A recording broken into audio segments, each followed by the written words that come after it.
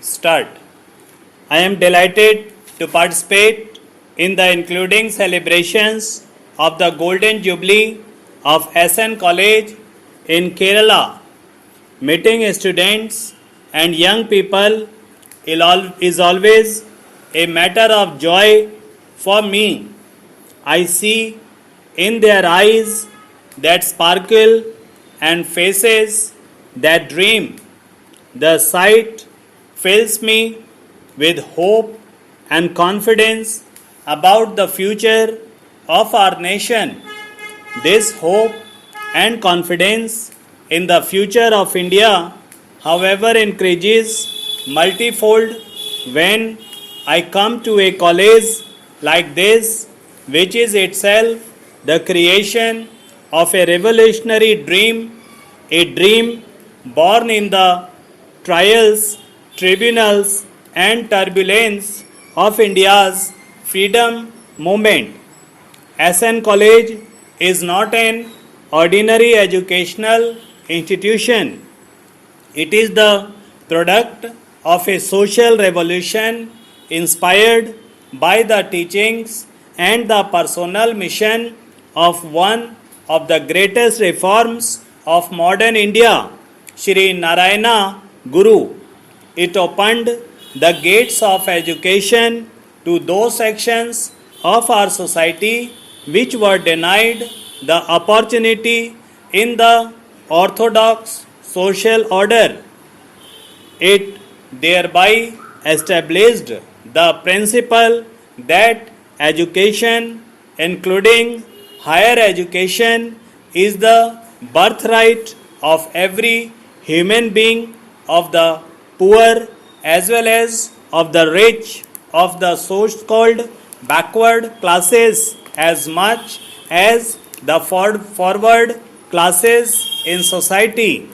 What started as a small and weak sapling in June 1948, that is, before independent India was 1 year old, has grown into a big tree in 5 decades and is still growing. What is more important, the energy unleashed by this college in Kerala soon gave birth to a chain of Sri Narayana College throughout Kerala.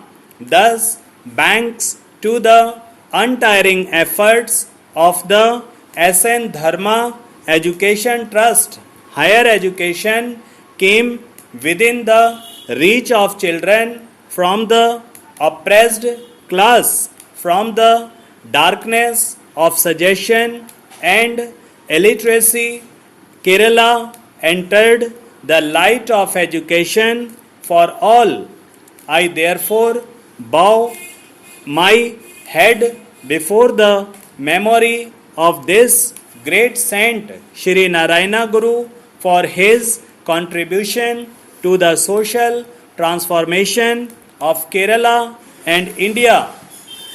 In Sri Narayana Guru, Kerala produced a legend who brought about a revolution of a unique kind, peaceful and one based on the transformation of man's heart and soul. The teachings were anchored in the ageless spiritual and cultural values of India. Precisely for this reason, his clarion call against social discrimination, one caste, one religion, one God for man, and had a durable effect and brought about social stability in our national history as such. Unfortunately, these spiritual and social values had been abandoned and overtaken by the very priestly class which was supposed to uphold and propagate them. The oppressive religious orthodoxy divided the Hindu society into many castes and subcastes.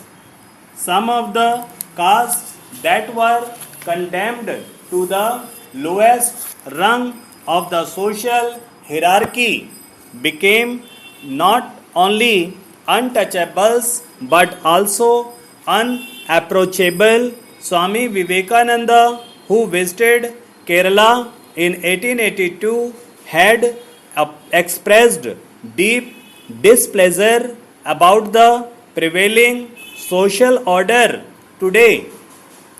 100 years later, the whole world walks of a Kerala model as a tribunal to your state's commendable progress in the social sector in the fields of education, health, care, and women's empowerment. Many noble men and women have contributed to this transformation. Shri Narayana Guru's name will figure high in this list. It is perhaps not so coincidental that the last idol that Shri Narayana Guru consecrated at the Shivagiri ashram was that to Saraswati, the goddess of learning. Shri Narayana Guru's teachings have a great relevance even today, and not only for the society in Kerala. Indian society has come a long way from the time when Shri Narayana Guru lived and struggled for social equality and justice. Still, we have a long way to go. It is therefore necessary to look at social reformers like him as the guiding light in our march towards the new India. In India of care and compassion for all, and an India of unity and harmony among all our diverse communities. Friends, education is the best instrument to rebuild our nation into a new India that we all collectively dream of. Kerala has taken the lead in achieving near total literacy. It has also established a chain of educational institutions that cater to the needs of all the communities in your state. Now, looking to the future, your state needs to scale higher levels of achievements in education. I would like to see Kerala to create more and more centers of excellence in education. The centers should attract the best students from not only other parts of India but also all over the world. The next century is going to be knowledge driven. Hence, the global demand for high quality education is certain to rise immensely. If India can create centers of excellence in scientific, technical, medical management, and humanities education, they will become the preferred campuses for students all over the world. They will also earn valuable foreign exchange for the country. In many ways, Kerala is ideally suited to take this new and ambitious step in the march of education.